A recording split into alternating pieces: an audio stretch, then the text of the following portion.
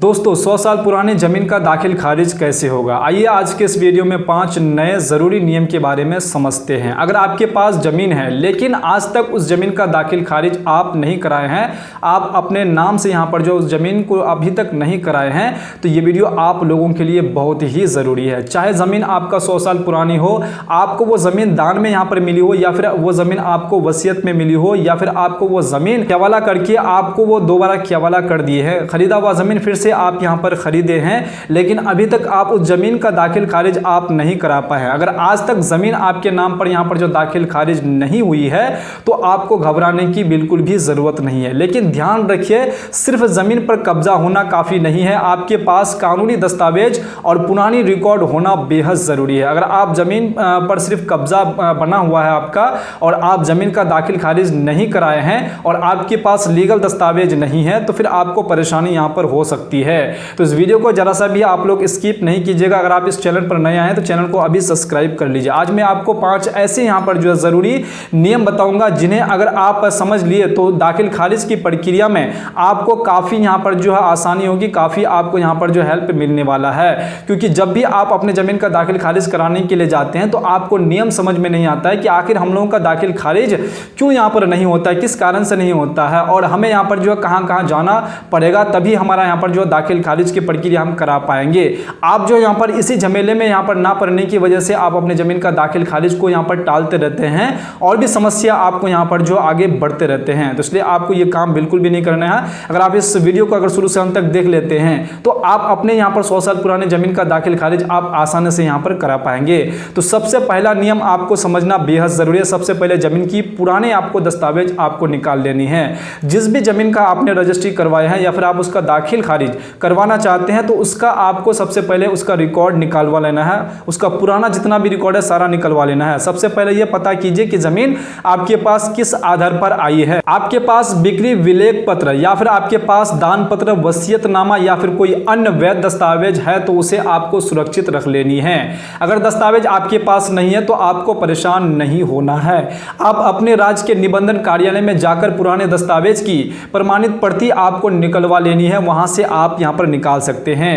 जहां online record की सुविधा उपलब्ध है वहां से दस्तावेज ऑनलाइन भी निकाला जा सकता है। अगर आपके यहां पर जो राज्य में पूरे यहां पर जो दस्तावेज को ऑनलाइन कर दिए गए हैं तो आप ऑनलाइन से भी निकाल सकते हैं, वहां से आपको ज्यादा सुविधा यहां पर होंगे। लेकिन ध्यान रखिए, हर राज्य और हर पुराने रिकॉर्ड का पूरा दस्तावेज ऑनलाइन उपलब्ध हो यह जरूरी नहीं है। यह भी आपको समझना बेहद जरूरी है। आप अपने दस्तावेज को ऑनलाइन खोजेंगे लेकिन अभी तक आपका दस्तावेज यहां पर जो ऑनलाइन रिकॉर्ड यहां पर जो नहीं अपलोड किए हैं तो फिर आपको नहीं मिलेगा। उस कंडीशन में आपको यहां पर अपने कार्यालय यहां पर जो जाना ही पड़ेगा, वहीं से आपको यहां पर जो है कॉपी निकलवाना पड़ेगा। ऐसे स्थिति में आपको संबंधित निबंधन कार्यालय जाना पड़ सकता है, वहां से ही आपको अपने दस्तावेज यहां पर जो आप प्राप्त कर सकते हैं।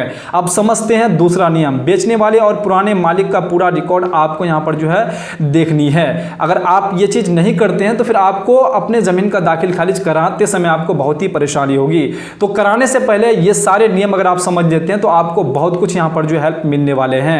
ये बहुत ही महत्वपूर्ण बात है। अगर आपने जमीन किसी व्यक्ति से यहां पर जो खरीदी है, दान में मिली है या फिर किसी पुराने दस्तावेज के आधार पर जमीन आपके पास आई है तो केवल अपना दस्तावेज देखकर संतुष्ट आप यहां पर जो मत हो जाइए। अगर आपके पास हवाला है या फिर आपके पास दान पत्र या फिर जो भी आपके पास है, अगर आप अपने ही दस्तावेज को लेकर के खुश है तो फिर आपको यहां पर परेशानी हो सकती है। तो इसलिए आपको यहां पर जो जिनसे आप जमीन खरीदे हैं उनका भी आपको पुराना रिकॉर्ड यहां पर निकलवाना ही पड़ेगा, नहीं तो आप समस्या में यहां पर पड़ सकते हैं। अगर आपने जमीन की किसी व्यक्ति से खरीदी है, दान में मिली है या फिर किसी पुराने दस्तावेज के आधार पर जमीन आपके पास आई है तो केवल अपना दस्तावेज देखकर आपको संतुष्ट नहीं होनी है। आपको यह भी देखना चाहिए कि जिस व्यक्ति से जमीन आपके पास आई है उसका जमीन पर अधिकार किस रिकॉर्ड के आधार पर यहां पर था। और आप जब अपने जमीन का दाखिल खारिज कराने के लिए जाते हैं तो यही सारी चीज जो है यहां पर कर्मचारियों के द्वारा और सीओ के द्वारा, आरओ के द्वारा और अन्य उच्च अधिकारी के द्वारा जो है यही सारे रिकॉर्ड यहां पर जो है आपसे मांगे जाएंगे। उसके बाद ही आपका दाखिल खारिज की प्रक्रिया को यहां पर जो कंप्लीट की जाने वाले हैं। यानी पुराने मालिक से लेकर आपके नाम तक दस्तावेज अगर बिल्कुल साफ होगी तो दाखिल खारिज की प्रक्रिया उतनी ही आसान यहां पर होगी।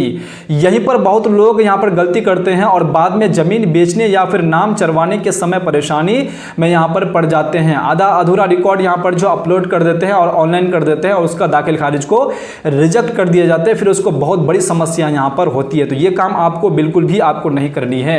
अब समझते हैं तीसरा नियम क्या कहता है। पहले अंचल स्तर रिकॉर्ड की जांच आपको करा लेनी है। जैसे ही आपका ये सारा दस्तावेज आप इकट्ठा कर लेते हैं तो आपको करना क्या है, अब अगला काम आपका यहाँ पर क्या है कि अपने जमीन के रिकॉर्ड की जांच आपको यहाँ पर कराना है।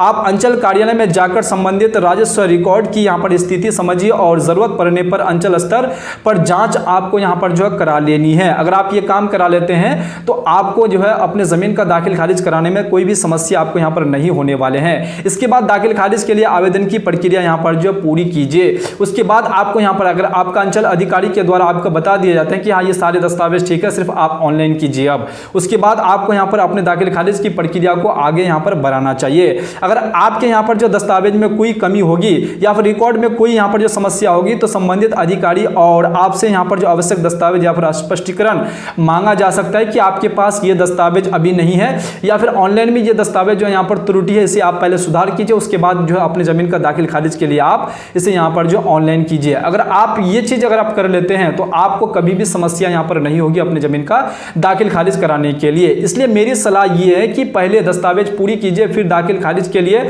आपको आवेदन करनी है। अगर आप ऐसा नहीं करते हो सकता है कि आपका यहाँ पर जो दाखिल खारिज को रिजेक्ट कर दिया जाए। अगर आपका यहाँ पर जो पूरा दस्तावेज अगर आप अपलोड नहीं करते हैं, अधूरा दस्तावेज अपलोड करते हैं तो जो पहले आप काम करेंगे वो बाद में यहाँ पर जो करवाएंगे तो फिर आपका दाखिल खारिज रिजेक्ट यहाँ पर जो हो सकता है। तो ऐसा काम आपको यहाँ पर बिल्कुल भी नहीं करनी है। पहले दस्तावेज पूरी कीजिए फिर दाखिल खारिज की प्रक्रिया को आपको आगे बढ़ानी है। अब बात करते हैं चौथा नियम के बारे में कि चौथा नियम क्या कहता है। आवेदन खारिज हो जाए तो रास्ता यही खत्म आपका नहीं हो जाता। देखिए बहुत सारे लोग क्या करते हैं, आवेदन तो कर देते हैं, करने के बाद उसका दाखिल खारिज को रिजेक्ट जब कर देते हैं तो वो परेशान हो जाते हैं। उसके बाद वो यहाँ पर जो है हाथ पकड़ के बैठ जाते हैं कि अब हमसे यहाँ पर नहीं होगा, मेरे जमीन का दाखिल खारिज अब यहाँ पर नहीं होने वाले हैं। अब मान लीजिए आपने दाखिल खारिज के लिए आवेदन किया लेकिन किसी कारण से आपका काम यहाँ पर नहीं हुआ तो घबराने की आपको बिल्कुल भी जरूरत नहीं। आप घबरा करके यहाँ पर जो काम छोड़ देते हैं और अपना जमीन भी आप यहाँ पर छोड़ देते हैं। बहुत सारे लोग जो है यहाँ पर ये भी कर लेते हैं। आपको अपने राज्य के लागू राजस्व कानून और प्रक्रिया के अनुसार ऊपरी यहाँ पर जो राजस्व अधिकारी या फिर समक्ष अपीलीय पदाधिकारी के सामने उचित प्रक्रिया अपनानी यहाँ पर आपको होगी, तभी आपका यहाँ पर जो काम अच्छी तरीके से यहाँ पर किए जाने वाले हैं। अगर आपका दस्तावेज बिल्कुल साफ सुथरा है और आपका दाखिल खारिज में किसी दस्तावेज की वजह से यहाँ पर जो परेशानी हो रही है दाखिल खारिज कराने में, तो आपको वहां पर यह समझना कि अब मेरा दाखिल खारिज नहीं होगा, अब हमें इस जमीन पर यहाँ पर जो मालिकाना हक नहीं मिलेगा। तो ये आपका यहाँ पर भूल है, ये आपको यहाँ पर नहीं करनी है। अगर मामला यहाँ पर जो विवादित है तो स्थानीय राजस्व कानूनी की यहाँ पर जो जानकारी रखने वाले योग्य वकील से आपको सलाह लेना बेहतर रहेगा। अगर आप ऐसा नहीं करते हैं तो फिर आपका काम यहाँ पर जो नहीं किए जाने वाले हैं। तो पहला काम आपको क्या करना है कि आपको यहाँ पर जितने भी सारे पुराने रिकॉर्ड है, जो भी जमीन आप खरीदे हैं तो उसका पुराना रिकॉर्ड, जिनसे आप खरीदे उनका पुराना रिकॉर्ड आपको यहाँ पर निकलवा लेनी है। निकलवाने के बाद आपको यहाँ पर सीओ के पास जो अपने जमीन का जो पूरा विवरण जितना भी आप दस्तावेज निकाले सारा दस्तावेज आप सीओ से यहाँ पर जो चेक करवा लीजिए कि अब मैं इसे यहाँ पर जो ऑनलाइन कर पाऊंगा या नहीं कर पाऊंगा, या फिर और भी मुझे कोई दस्तावेज चाहिए या फिर इसमें और भी कोई त्रुटि है कि नहीं। ये सारा चीज अगर वो बोल देते हैं कोई त्रुटि नहीं है, सिर्फ आप ऑनलाइन कीजिए, आपका काम को यहाँ पर तुरंत कर दिए जाएंगे।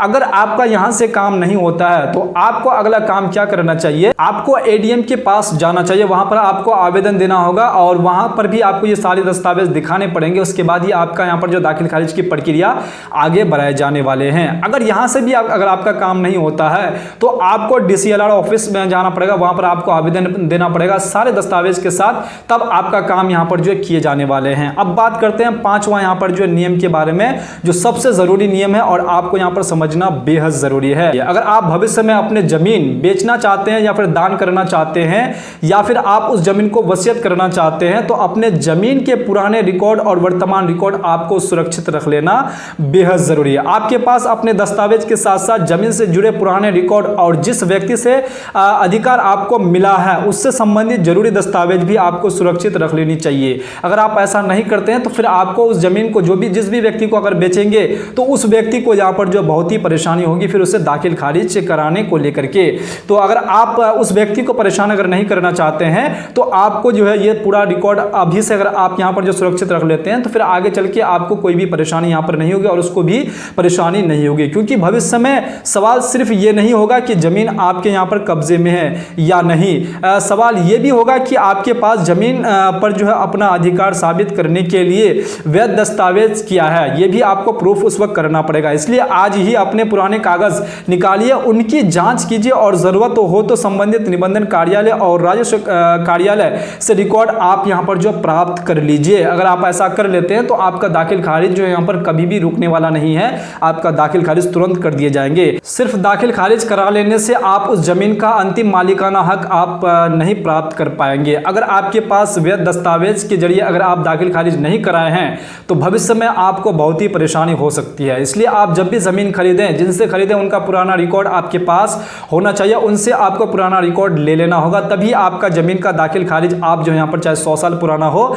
या फिर 80 साल पुराना हो तो आप आसानी से यहाँ पर जो है दाखिल खारिज करा पाएंगे। अगर आपके पास पुराना रिकॉर्ड नहीं है तो आपको जमीन का दाखिल खारिज कराने में आपको बहुत ही समस्या यहाँ पर हो सकती है। अगर आपके भी परिवार में या फिर आपके भी गांव में इस प्रकार की कोई भी यहाँ पर मैटर है, कोई भी अगर समस्या है तो ये वीडियो उन व्यक्ति को जरूर भेज दीजिएगा ताकि वो यहाँ पर परेशान ना हो जाए। पहले वो दाखिल खारिज कराने के लिए ऑनलाइन ही कर दे और ये सारे दस्तावेज यहाँ पर इकट्ठा ना करने के बजाय वो ऑनलाइन अगर कर देते हैं तो उसका समस्या और भी बढ़ सकता है और उसका अगर रिजेक्ट अगर कर दिए जाते हैं फिर उस समय और भी उसको यहाँ पर जो समस्या में पड़ सकते हैं।